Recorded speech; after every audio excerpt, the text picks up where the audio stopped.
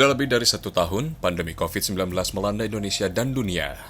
Angka kemiskinan terus merangkak naik, terlebih di wilayah pedesaan. Dinas Sosial Kabupaten Karanganyar mencatat, hingga bulan Februari tahun 2021, jumlah penduduk miskin di wilayah ini mencapai 85.000 orang, termasuk di Desa Gondang Manis, Kecamatan Karangpandan.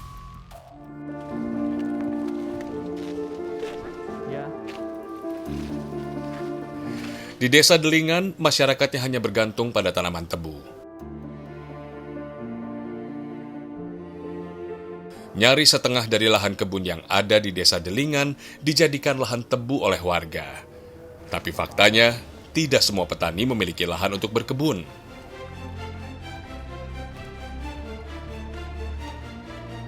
Tahun ini, usia Sri memasuki angka 70 tahun. Meski sudah tak muda lagi, ia dan para lansia lainnya tetap bersemangat bekerja di kebun tebu, meski hanya sebagai buruh tani.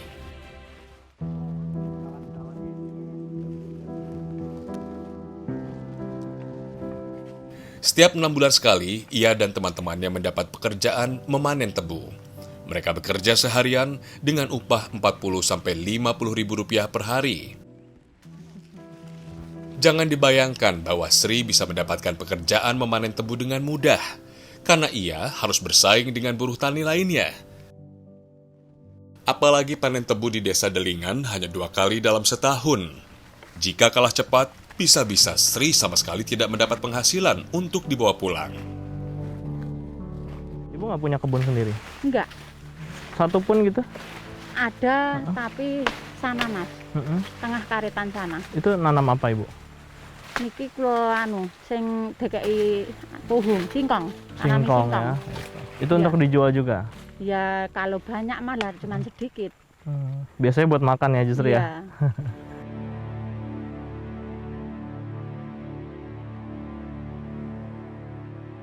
Berbeda dengan generasi orang tuanya, Sri dan saudara-saudaranya sudah jarang yang memiliki kebun. Kebun rata-rata sudah dijual untuk membiayai kebutuhan hidup. Apalagi produktivitas pertanian di Desa Delingan memang terus menurun sejak anak-anak muda mulai merantau ke kota. Mereka tak mau lagi berkotor-kotor menggarap tanah. Sementara lansia yang tersisa tak sanggup lagi menggarap kebun. Alhasil, tanah kebun di Desa Delingan yang telah diwariskan turun-temurun akhirnya terpaksa dijual. Hal ini sebenarnya bukan masalah baru, dan Desa Delingan bukan satu-satunya yang mengalami ini. Banyak sudah desa di Indonesia yang mulai kehilangan produktivitasnya karena ditinggalkan anak muda. Bertani dianggap sudah tak menarik lagi dan tak bisa untuk dijadikan pegangan hidup.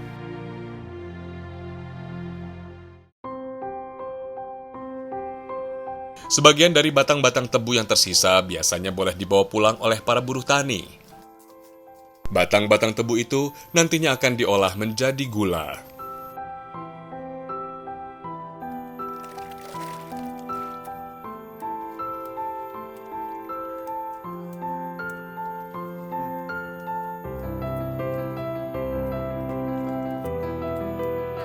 Jangan bayangkan mereka mengolahnya dengan alat yang canggih.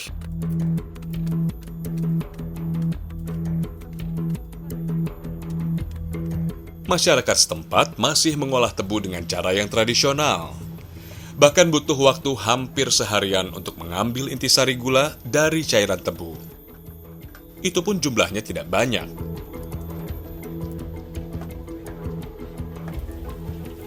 Air tebu sebelumnya akan dimasak seperti proses pembuatan gula aren. Tidak masalah jika harus melalui proses yang panjang, asalkan ada yang bisa mereka jadikan penghasilan.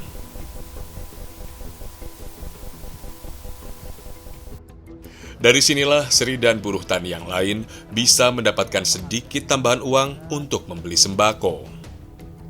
Kalau Ibu selain jadi buruh tani gitu ya, biasanya nyari uang dari apa lagi? Kerja apa lagi? Jadi Jadi apa? kuli bangunan. Kuli bangunan? Iya, Ibu? iya. Kok bisa jadi kuli bangunan perempuan? Nggak ada kerjaan lain loh Mas. Satu cetakan gula dihargai 3 sampai 6 ribu rupiah, tergantung penentuan harga dari pengepul. Jika harga sedang anjlok, gula tebu biasanya tidak dijual untuk sementara waktu, hingga menunggu harganya naik kembali. Dengan begitu, para pembuatnya tidak akan merugi.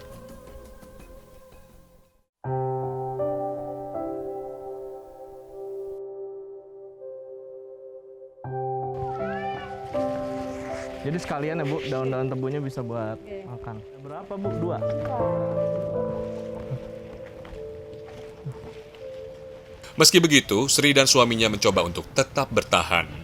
Uang yang didapatkannya sedikit demi sedikit dikumpulkan, lalu dibelikan seekor sapi sebagai tabungan. Sri berharap dengan beternak sapi, maka keluarganya akan memiliki investasi yang lebih menjanjikan dibandingkan dengan bekerja serabutan.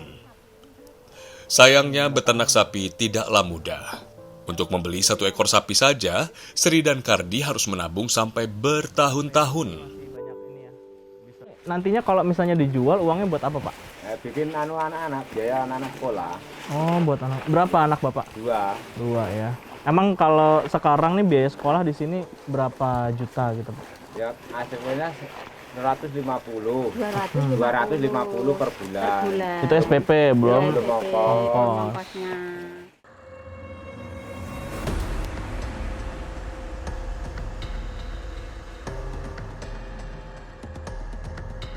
Pemerintah pusat dan daerah sepertinya harus kembali menggelar berbagai program untuk menggerakkan roda perekonomian di desa-desa. Potensi masyarakat yang ada di Karanganyar mesti didukung agar bisa optimal. Di desa Girilayu misalnya, sebagian perempuan masih membuat batik. Ya, selain melestarikan budaya dari nenek moyang, kain batik ini juga menjadi tumpuan penghasilan masyarakat desa Girilayu.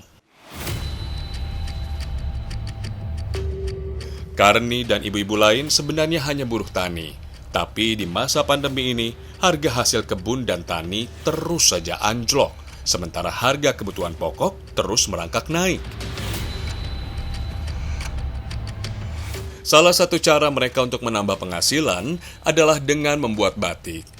Tapi jangan dibayangkan, uang dari penjualan kain batik bisa datang setiap hari, karena proses membuat batik memakan waktu.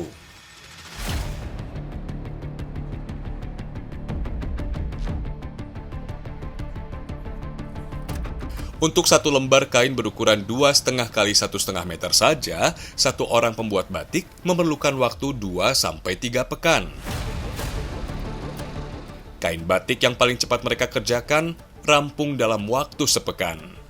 Namun tentu mustahil jika mereka masih bekerja serabutan mengambil kesempatan menjadi buruh tani.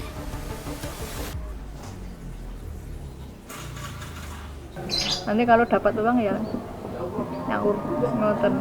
Jadi utang tutup lagi gitu ya. Buka nutup.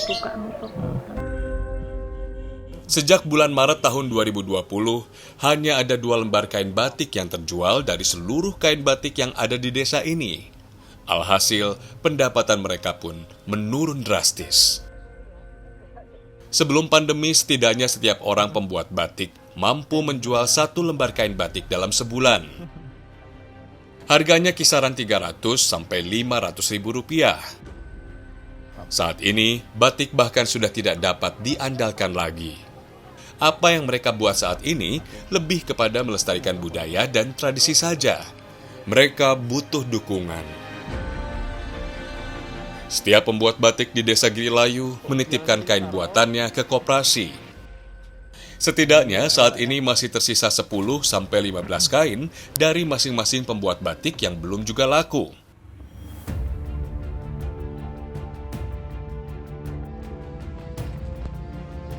Sehingga jika kain mereka nanti laku dibeli oleh pendatang, sifatnya hanya sebagai penambal hutang saja. Karena selama pandemi, warga desa Girilayu sudah banyak berhutang kepada toko kelontong dan warung sembako. Koperasi Desa Girilayu hanya sedikit mengambil untung. Sisanya hanya untuk membantu permodalan dalam membuat batik dan membantu memasarkannya secara online ke seluruh Indonesia. Usaha ini sudah mereka lakukan sejak pandemi COVID-19, namun tampaknya belum membuahkan hasil sama sekali. Para pembuat batik di Desa Girilayu berharap pemerintah bisa membantu mereka dalam hal pemasaran dan permodalan agar usaha mereka bisa bertahan. Mulai ada pandemi itu emang ibu-ibu pembatik itu juga agak susah. Saya sendiri untuk pemasarannya juga surut sama sekali, surut pokoknya nggak ada lain dari dulu. Akhirnya ya ibu-ibu itu kadang juga mengeluh, saya sendiri juga mengeluh gimana caranya, karena ya situasinya seperti ini ya kita cuma istilahnya ya pasrah saja Pak.